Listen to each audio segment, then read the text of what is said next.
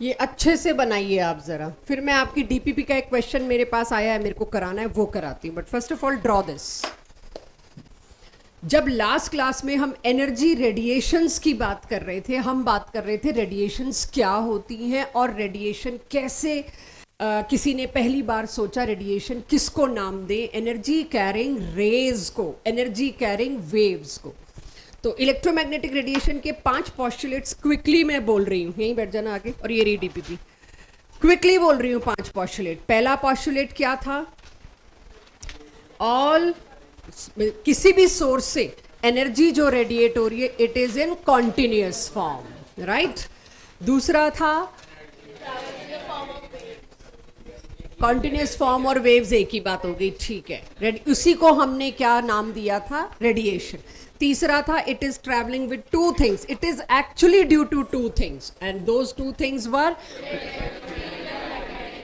perpendicular to each other as well as perpendicular to direction of propagation। ठीक है, ये भी हो गया था। फिर था it can travel in a medium or without any medium, that is vacuum। और आखिरी था, ऐसे एक दो मैंने भी छोड़ रखे, रोक रखे हैं इसके postulates, जो हम जब दोबारा रदरफोर्ड के पास जाएंगे तो एक अभी और लिखवाऊंगी। मैंने 5 ही लिखवाए हैं ना, मैंने 6th नहीं लिखवाया, या कहिए फर्स्ट वाले में भी कुछ रोक रखा है। आपने कहीं इधर उधर पढ़ भी लिया हो तो उसको भी पेट में रखिएगा। उसके आखिरी में मैंने आपको बोला था जितनी भी रेडिएशंस हैं they travel with velocity of light, that is 3 × 10⁸ metre पर second, and in last they all follow a relationship where we can say wavelength is inversely proportional to frequency, और lambda is equals to c by nu is equals to c by lambda। आज इसी को numerically हमने पकड़ना है, as well as आज मेरे को कैलकुलेशन स्किल बिठाने हैं आपकी, फास्ट स्लो गलत सही सब कुछ।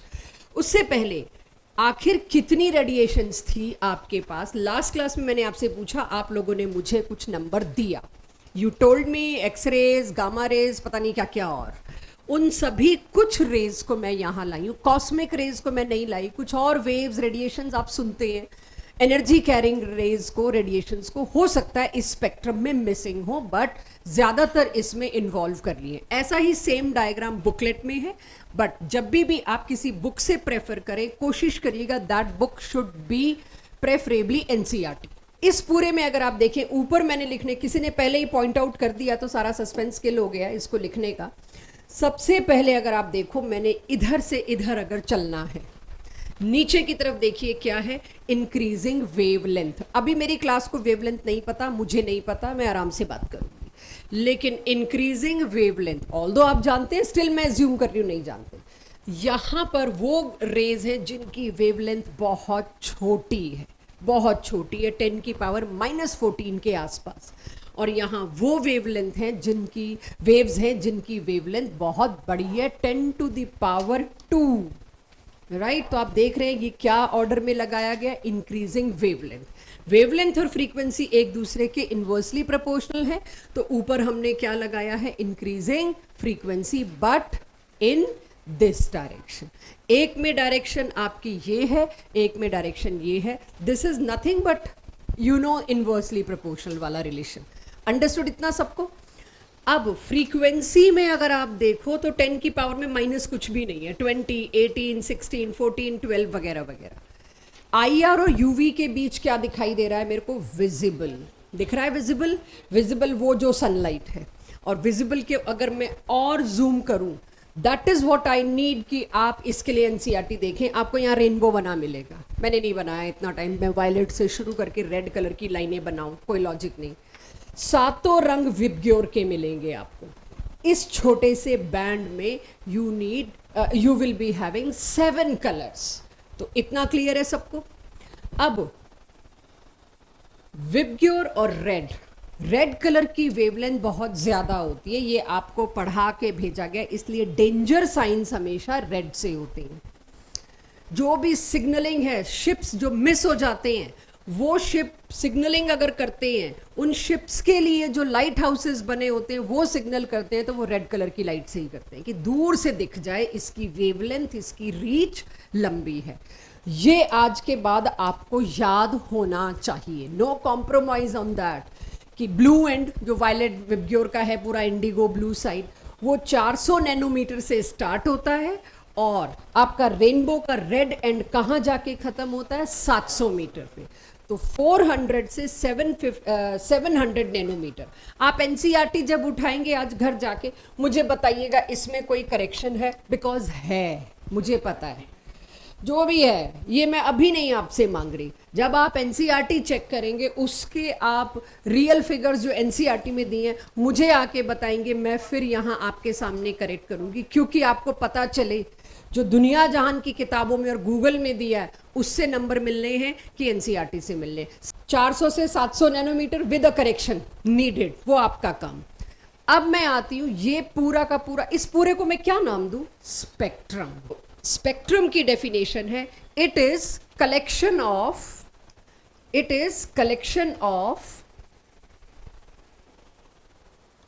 Various radiations having different wavelengths. It is collection of various wavelengths having various radiations having different wavelengths. Sorry. Spectrum का मतलब होता है एक पेपर पर आप collection of various radiations having different wavelength. क्या सन से जो आ रहा है वो भी स्पेक्ट्रम है? यस। सन से जो वाइट लाइट आ रही है अगर आप उसको प्रिज्म के थ्रू पास ऑन करेंगे तो it will scatter into rainbow. वो भी तो इतनी तरह की रेडिएशंस का कलर है, कलेक्शन है। Red colour is separate radiation, yellow is separate radiation, blue is separate radiation, और तो और उसके बीच में भी बहुत सारी रेडिएशंस हैं। वो तो रेंज होती है, ब्लू के कितने शेड्स हैं, येलो के कितने हैं, रेड के कितने हैं। Yes, rainbow is also a spectrum. तो नेक्स्ट क्लास जब मेरी स्पेक्ट्रम पे होगी आई होप आपको ये डेफिनेशन याद होगी। अब शुरू करते हैं आज की क्लास। ये तो मैंने इलेक्ट्रोमैग्नेटिक रेडिएशंस को क्लोज किया। वेव्स क्या होती है ज़रा समझते हैं। आपको कितना पता है वेव्स क्या होती हैं? ये सब आपने 9th-10th की फिजिक्स में पढ़ा हुआ है, सो नो कंप्लेंट्स कि आपको आता है नहीं आता। लेकिन एक छोटी सी रिव्यू मैं आपको दे रही हूँ। What do you mean by waves? Waves means continuous motion.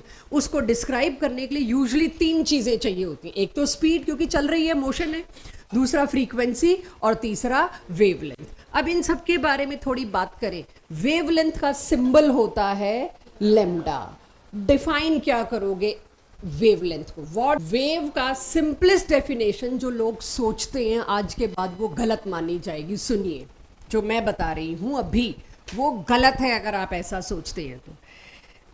Wavelength is distance between a crest and a trough. अगर आप इसको वेवलेंथ कहते हैं तो डोंट डू दिस। एक क्रस्ट और एक ट्रफ के बीच का distance is not called as wavelength definition. Although है वही, लेकिन डिस्टेंस सेम ही रहेगा जो मैं देने वाली हूं, तो मैथमेटिकली कोई फर्क नहीं पड़ना। But definition, assertion, reason questions में हमें दिक्कत आएगी। Distance between a crest and a trough is called as wavelength? नहीं।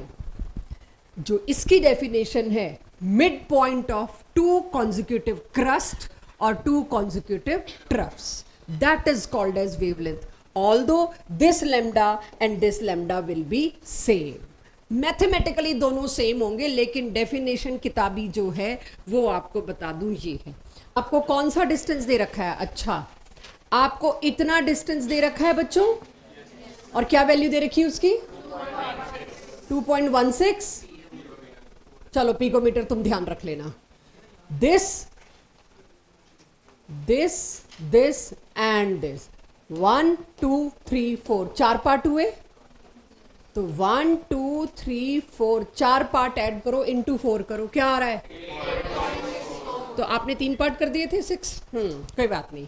सो एक हिस्सा आपको दे के, ये सिर्फ डेफिनेशन क्लियर करने के लिए था कि क्रस्ट और ट्रफ के बीच के डिस्टेंस को भी वैसे तो यही कहेंगे, बट डेफिनेशन इसको अलाउ नहीं करती। हो गया सबसे क्वेश्चन? तो आपको क्लैरिटी हो गई वेवलेंथ क्या होती है। अब वेवलेंथ, यहां समस्या शुरू होती है। नॉट एग्जैक्टली समस्या, रिवीजन ही है अभी तो आपका ये। एसआई यूनिट लेंथ की क्या होती है? मीटर। लेकिन ये वेवलेंथ इतनी छोटी है, अगर मैंने मीटर्स में एक्सप्रेस करना शुरू किया तो 0.000 में ही अटक जाऊंगी और गलतियां होनी शुरू होंगी।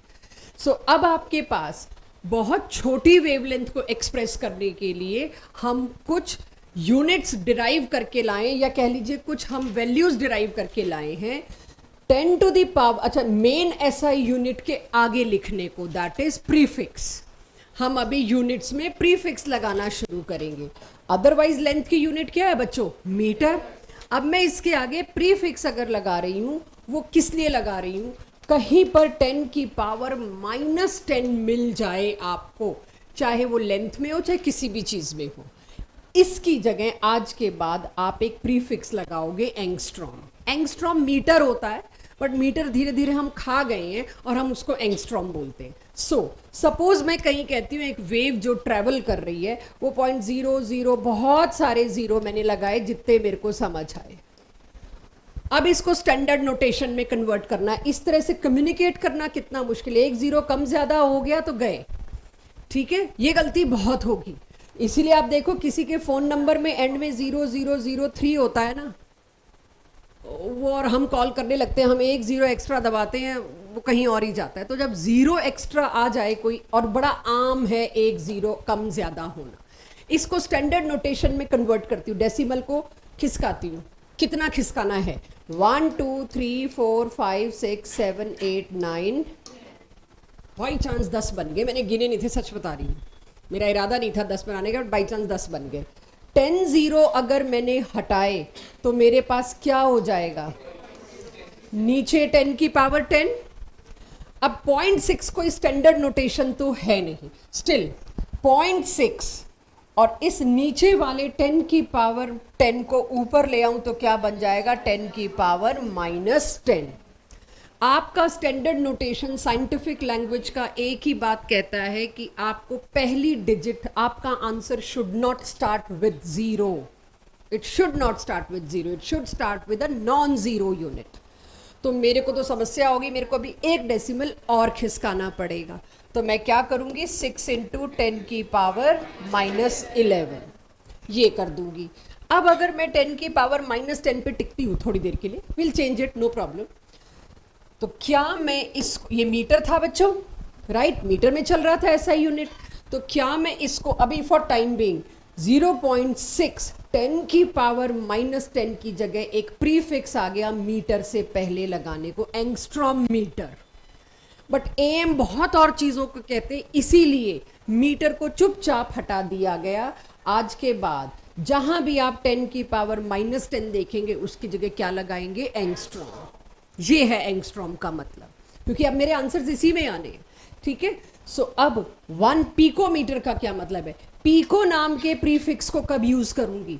अब आने वाली कैलकुलेशन में कहीं पर अगर 10 की पावर -12 दिखा आपको, तो बड़े आराम से उसकी जगह आप क्या यूज कर लोगे? पिको। पिको अकेला कम चलेगा, pico metre.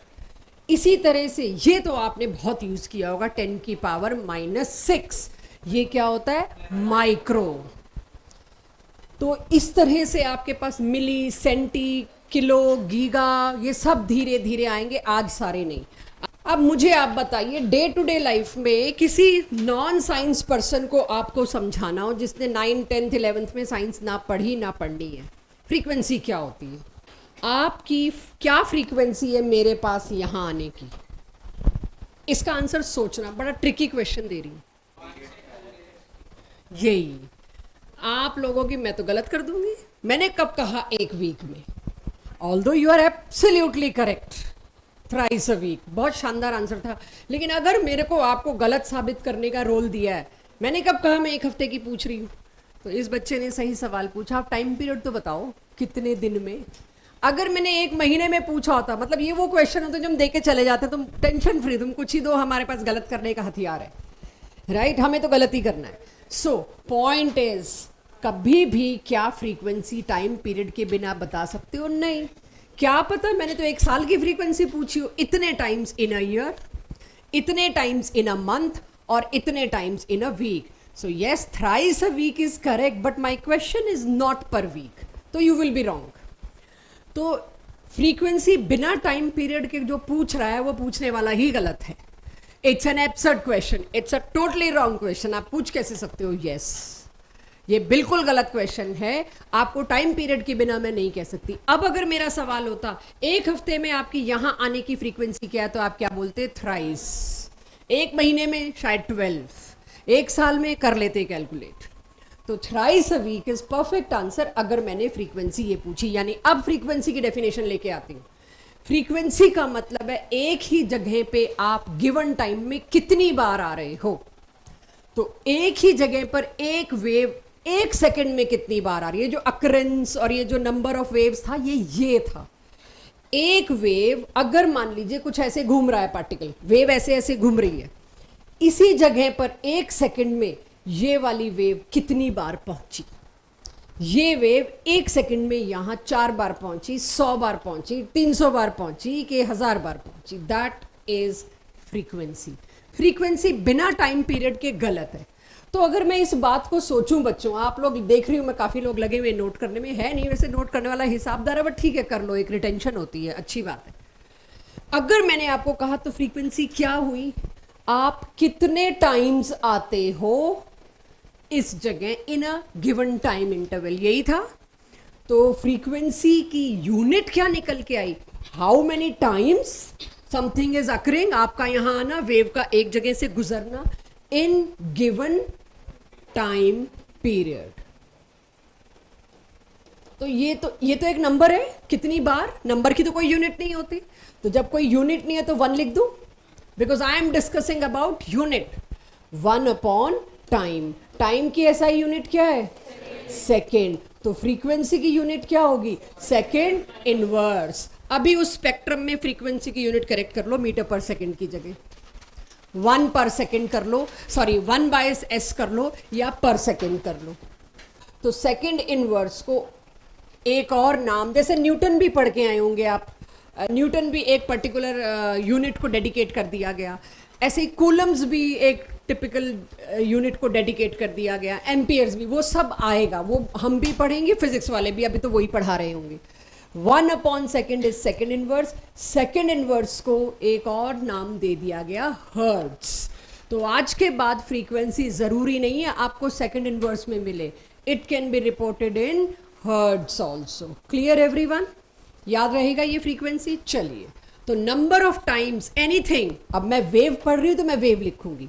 Number of times a wave repeat itself at a point in 1 second. 1 second नहीं है तो आपका डेफिनेशन खराब है। अच्छा, वेलोसिटी तो मुझे लगता नहीं मुझे बतानी चाहिए। इट इज डिस्टेंस या डिस्प्लेसमेंट डिवाइडेड बाय टाइम। तो I am not discussing velocity at all, it is metre per seconds. दो और चीजें, एम्पलीट्यूड क्या है? हाइट ऑफ क्रस्ट और डेप्थ ऑफ ट्रफ। क्रस्ट और ट्रफ की जो हाइट और डेप्थ है उसको क्या बोलते हैं? एम्पलीट्यूड। चलो, एम्पलीट्यूड तो बच्चों को आता है। स्टिल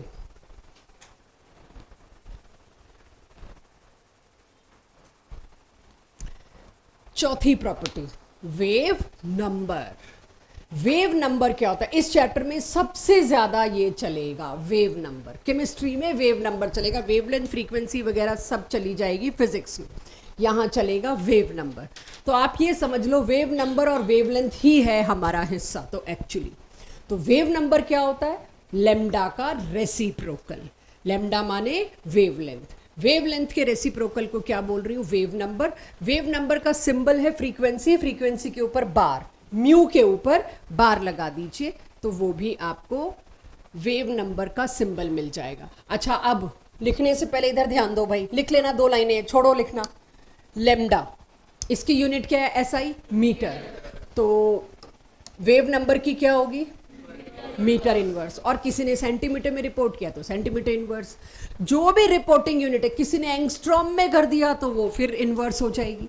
तो मीटर या centimetre inverse is its genuine general unit. किसकी? वेव नंबर की। Clear? Last is time period. फिर नोट करना, पहले समझ लीजिए। टाउ, इसको क्या बोलते हैं? Tau, TAU, right? It is called as tau. Haryana वाले तो कुछ और ही बोल देंगे इसको, ठीक है?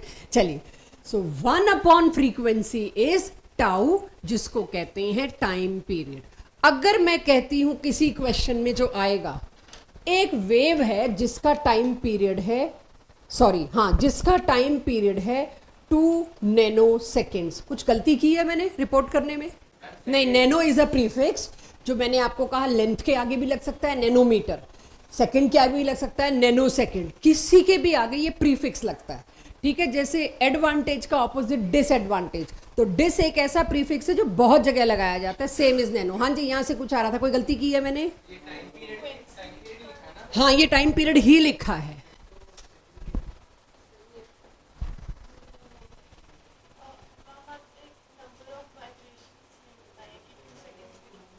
नहीं, मैं आपको एक आंसर रिपोर्ट कर रही हूँ, एक क्वेश्चन का फ्रेज रिपोर्ट कर रही हूँ। आज डीपीपी में एक क्वेश्चन मिलेगा कि क्या टाउ देने का तरीका ठीक है, बस मैं ये कह रही हूँ। Time period is 2 nano second. Is there something wrong about unit? Nothing is wrong. हाँ जी, अरे मैंने नथिंग बोल दिया, इसका तो था गलती ढूंढना। हाँ बताओ भाई। नहीं नहीं नहीं नहीं, टाउ की यूनिट है नैनो सेकेंड। इफ आई से, तुम लोगों को कंफ्यूज करना कितना आसान है अभी। ठीक है, कुछ दिन में अपने आप कॉन्फिडेंस आ जाएगा तुम लोगों को हम हमारे साथ आर्ग्यू करने का। एक और है,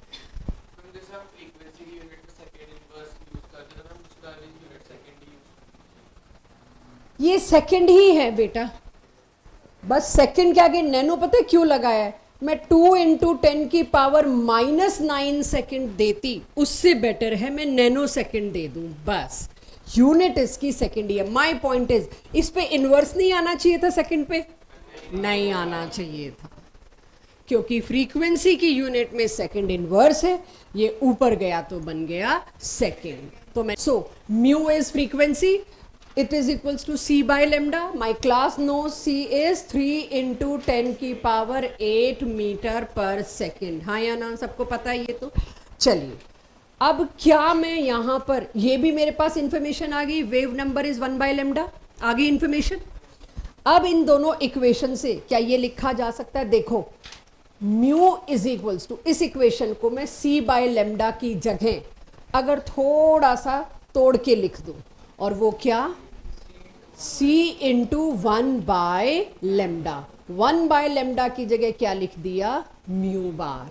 तो मेरे पास इक्वेशन आ गई, mu is equals to c into mu bar, और mu by mu bar is equals to c। ये छोटे मोटे खेल कर लेंगे हम, अगर हमको एक इक्वेशन पता है। Any issue till here? आपके पास डीपीपी उठाइए, रदर एक क्वेश्चन पहले मेरे को करके दीजिए, छोड़िए डीपीपी।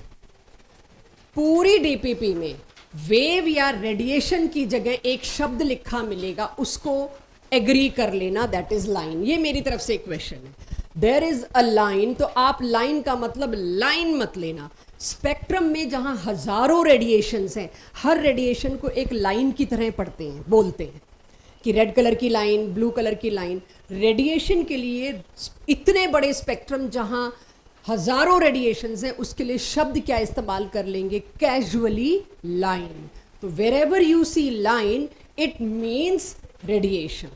अ लाइन इन फलाना स्पेक्ट्रम, कोई भी एक स्पेक्ट्रम उठा के लाए, एक लैंप से निकलने वाली लाइट के स्पेक्ट्रम में एक लाइन थी जिसकी wavelength is given 400 angstrom. Calculate its frequency. बहुत सिंपल सा क्वेश्चन। तो जो लोग अभी बिल्कुल जम के बैठे हैं, शुरू हो जाइए। फ्रीक्वेंसी निकाल के दीजिए। तो मैं आपके साथ साथ कर रही हूं कैलकुलेशन दिखाने के लिए। एक क्वेश्चन में मुझे गिवन क्या है? 400 एंगस्ट्रॉम। अच्छा, फ्रीक्वेंसी मेरे को एसआई यूनिट्स में चाहिए, यानी सेकंड्स में। आपकी ये कंफ्यूजन भी दूर करनी है, नैनो सेकंड भी एसआई ही है। सेकंड एसआई है, उसके आगे प्रीफिक्स कुछ भी लगा सकते हो, नैनो, फेम्टो, पीको, कुछ भी लगा दीजिए। वो सेकंड है तो वो आपके लिए एसआई ही है। चलिए, ये मेरे को दे रखा है c, वेलोसिटी ऑफ लाइट चाहिए, क्योंकि लेमडा और फ्रीक्वेंसी का कौन सा रिलेशन यूज करना है मैंने बच्चों? यहां पर, यहां कैसे आया, वहां रहो। इसका क्या रिलेशन मैंने यूज करना है? Mu is equals to lambda by C. Check if I am wrong. It should be c by lambda, right? तो mu is equals to c by lambda. मुझे म्यू निकालना था तो मेरे को c चाहिए। c क्या है बच्चों? 3 इंटू 10 की पावर 8 मीटर पर सेकेंड। मेरी समस्या ये मीटर में है तो इसको भी किस में लाना पड़ेगा, मीटर्स में। बहुत ध्यान से इधर देखिए, दोस्त की कॉपी बाद में देख लेना। सबसे पहले लेमडा को उसी यूनिट में कन्वर्ट करिए जिस यूनिट में आप वेलोसिटी ऑफ लाइट रिपोर्ट करेंगे।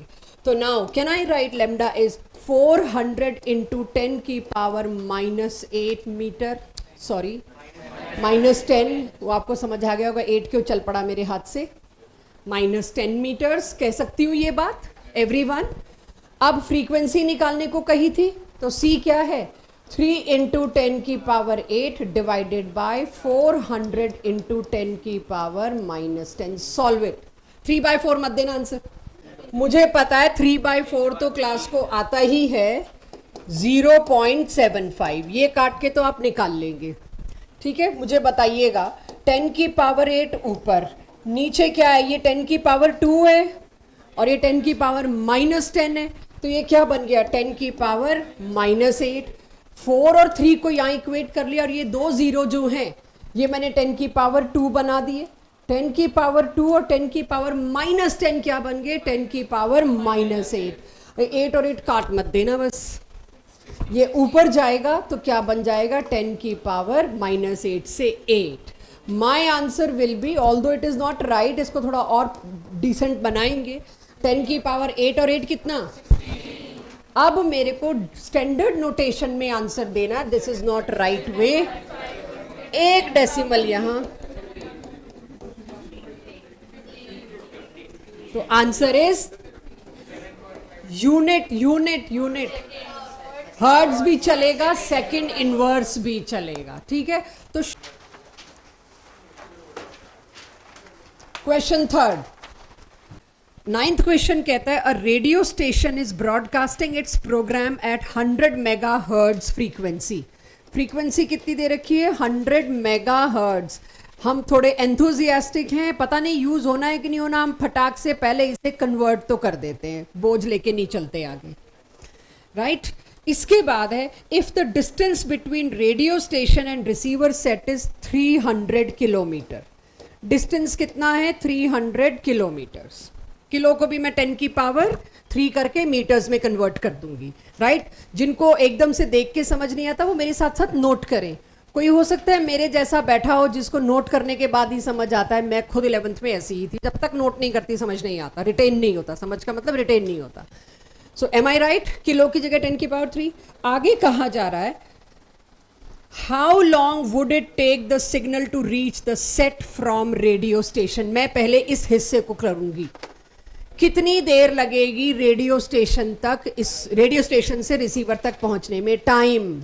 टाइम के लिए मेरे को चाहिए वेलोसिटी और distance, because I know velocity, symbols की अदला बदली नहीं, म्यू और वी अलग अलग बनेगा। क्लास 11th के बच्चे को म्यू वी माइक्रो का डिफरेंस पता होना चाहिए, राइट। सो वी वेलोसिटी क्या होती है, डिस्प्लेसमेंट बाय टाइम, ये तो क्लास 10th से पढ़ के आए हैं। अच्छा, डिस्प्लेसमेंट माने डिस्टेंस, डिस्टेंस कितना दे रखा है, 300 इंटू 10 की पावर 3 मीटर्स। जी वो तो मैंने बोला, टाइम के लिए मेरे को ये 2 चीजें चाहिए, वेलोसिटी और डिस्टेंस। वो डिवाइड का साइन बन गया, पर्पस वो फॉर्मूला देने का बिल्कुल नहीं था कि मेरे को अगर टाइम निकालना है तो मेरे को ये 2 चीजें चाहिए, ठीक है, वेलोसिटी और डिस्टेंस। चलिए, सो डिस्टेंस कितना है, इतना। टाइम पूछा है, वेलोसिटी नहीं दे रखी मेरे को, क्या पुट करूं, सारी रेडिएशन, रेडियो वेव, ये रेडियो स्टेशन बोला है, रेडियो वेव FM AM क्या होते हैं, इलेक्ट्रोमैग्नेटिक रेडिएशंस। और इलेक्ट्रोमैग्नेटिक रेडिएशंस की क्या वेलोसिटी होती है, C, दैट इज 3 इंटू 10 की पावर 8 मीटर पर सेकेंड। तो बच्चों मुझे क्या निकालना था, टाइम निकालना था, T। अब आप मुझे बताइए व्हाट इज T। 300 इंटू 10 की पावर 3 डिवाइडेड बाय 3 इंटू 10 की पावर 8, बचाई क्या, 3 में खेल गई सारा। अब चेक करो, आंसर यही आया है। अब इसमें अगला पार्ट क्या है, अगला पार्ट पूछा है वेवलेंथ, और वेवलेंथ कैसे निकालोगे, C बाय न्यू। C क्या है, 3 इंटू 10 की पावर 8, और फ्रीक्वेंसी आपको मेगाहर्ट्ज में दे रखी है 300। तो फ्रीक्वेंसी कितनी, 300 इंटू मेगा की जगह 10 की पावर 3, सॉरी, किलो होता है 6, और हर्ट्ज तो एज इट इज लिख दूं मैं? क्या चीज? फ्रीक्वेंसी 100 मेगा हर्ट्ज इज 300, 100 है, ठीक है, चलो वो उससे कोई फर्क नहीं पड़ेगा, आप कॉन्सेप्ट देखो, राइट? अब सब यूनिट सेट, गलती एक ही चीज में भी हो जाती है, कई बार यूनिट चेंज करना भूल जाते हैं, सारी unit should be in SI, और फिर आप लैम्डा रिपोर्ट कर देंगे, अब क्या ही बचा कैलकुलेशन में, ठीक है? फर्स्ट एमसीक्यू,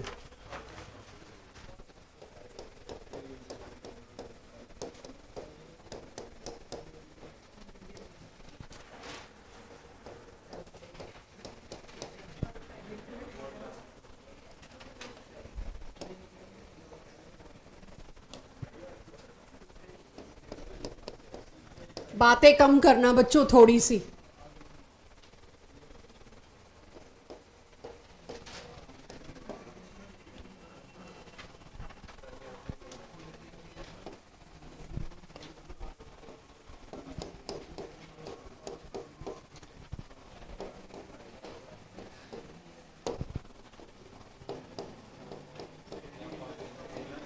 पता नहीं कोई ऑप्शन मैच करेगा कि नहीं, लेकिन मैंने आप बच्चों को कन्वर्जन करके दिखाना चाहा है। पहले बताओ इसमें कोई गलती है?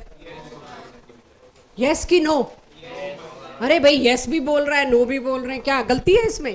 पहले बताओ ये ऑप्शन मैच कर रहा है? तो वी किल्ड इट। क्वेश्चन 2, मेरा मुद्दा यहां कराने का नहीं था, मेरा मुद्दा यहां कुछ और नहीं था। क्या आप लोग ये कन्वर्जन समझे? मीटर की जगह जब सेंटीमीटर लाना होता है तो 10 की पावर 2। ये आप लोगों को जिसको आता है वो जितना ज्यादा कॉन्फिडेंट है ना, मेक श्योर 3-4 दिन के अंदर उनसे मैं जो गलतियां कराने वाली हूं, जो जितने ज्यादा कॉन्फिडेंट है वो बहुत जल्दी ओवर कॉन्फिडेंट होंगे, तो जो अंडर कॉन्फिडेंट है I am looking on them.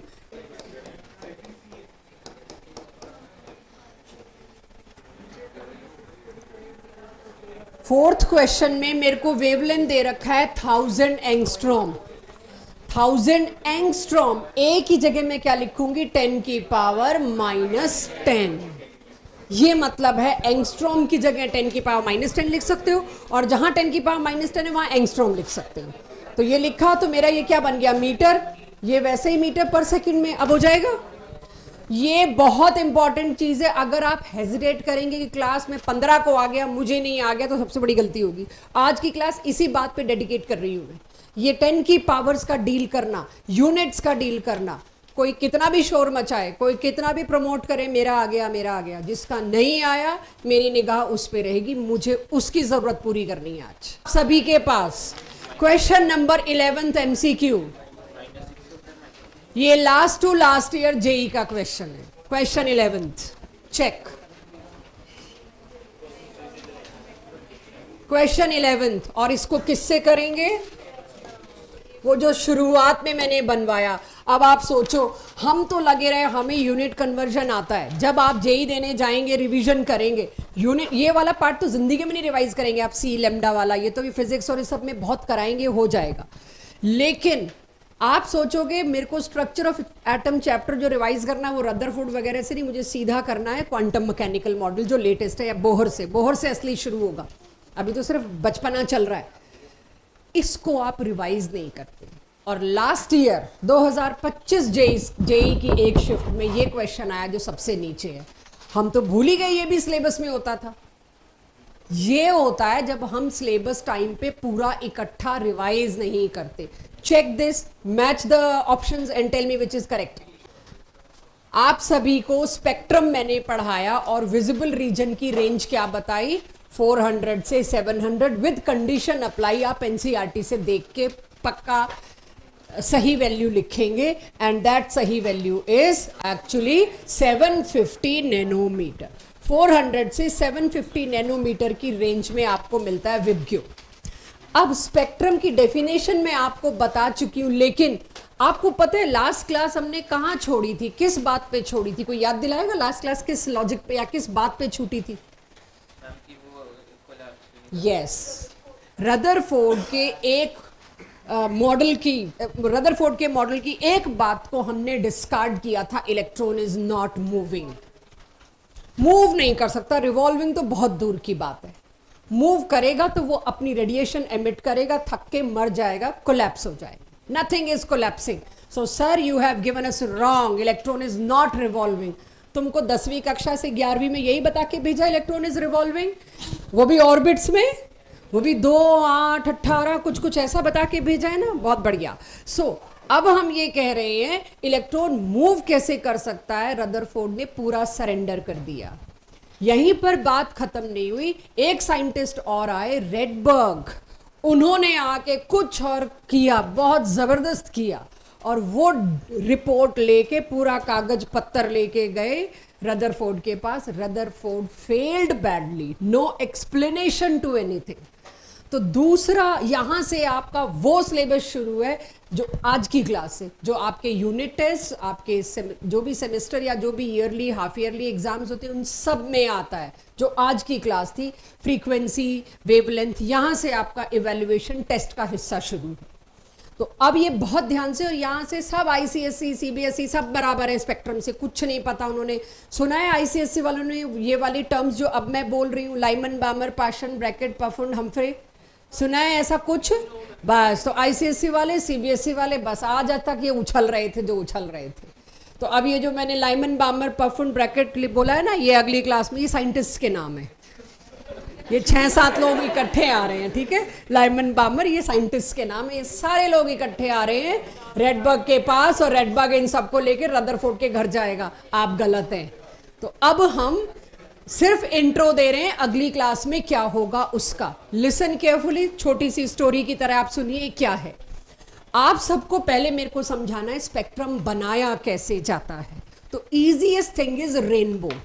अगर आप सन की वाइट लाइट को एक छोटे से स्लिट से, बहुत छोटी स्लिट यहां पर हमने बनाई, बहुत छोटी सी स्लिट, इससे पास ऑन करते एक प्रिज्म पे, और प्रिज्म अगर निकोल प्रिज्म है, एक प्रिज्म की वैरायटी होती है, एनीवेज कोई भी प्रिज्म है, उसके थ्रू अगर पास ऑन करते हैं, जो प्रिज्म का काम रेन ड्रॉप्स भी करती हैं। तो रेन के साथ ही जब धूप निकल आती है तो वो रेन ड्रॉप्स अभी भी हैं, सन उनके थ्रू अपनी वाइट रेडिएशंस को पास ऑन होने देता है, और वो स्कैटर करके किस में कन्वर्ट हो जाते हैं? विबग्योर। अब मैंने तो यहाँ सारी येलो कलर की बना रखी है, विबग्योर तो नहीं बना रखा। आप सोचिए, इस प्रिज्म से निकलने वाली सारी रेडिएशन को किसने कैच किया? मेरे कंप्यूटराइज्ड ऑटोमेटेड डिटेक्टर ने। उस डिटेक्टर ने हर रेडिएशन को कैच करके रीड किया।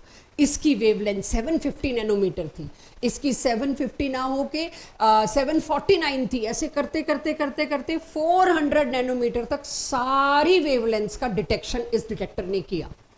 जब ये डिटेक्टर ऐसा कुछ डिटेक्ट करेगा, मैसेज किसके पास जाएगा? To my computer CPU, which is brain of computer, उस पे जाएगा, और उससे मैसेज किस पे जाएगा? प्रिंटर पे। प्रिंटर में से एक पेज प्रिंट निकलेगा, ब्लैक कलर की इंक होती है उसमें, तो ब्लैक कलर का प्रिंट आएगा।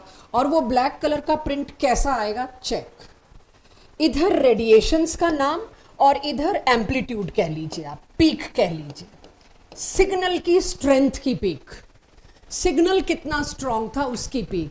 तो ये छोटे छोटे सिग्नल क्या थे? आसपास का शोर शराबा, आसपास की हीट, गर्मी, जो भी कह लीजिए, उसके भी छोटे छोटे रेडिएशंस पहुंचे होंगे, क्योंकि आसपास गर्मी भी है, आसपास कोई शायद बोल भी रहा है। तो एटमॉस्फेयर की वजह से भी कुछ छोटी मोटी रेडिएशंस जो ट्रेवल कर रही होती हैं, हो सकता है वो डिटेक्टर को हिट करे। ये टिक टिक ना करना पेन से प्लीज, ठीक है, बैन हो जानी चाहिए वैसे ये पेन, पता नहीं क्यों बन रहे हैं अब तक। चलिए, छोटी छोटी जो रेडिएशंस थी उसको इग्नोर कर दिया। जिनका सिग्नल बहुत वीक था उन पीक्स को मैंने स्पेक्ट्रम में इग्नोर कर दिया।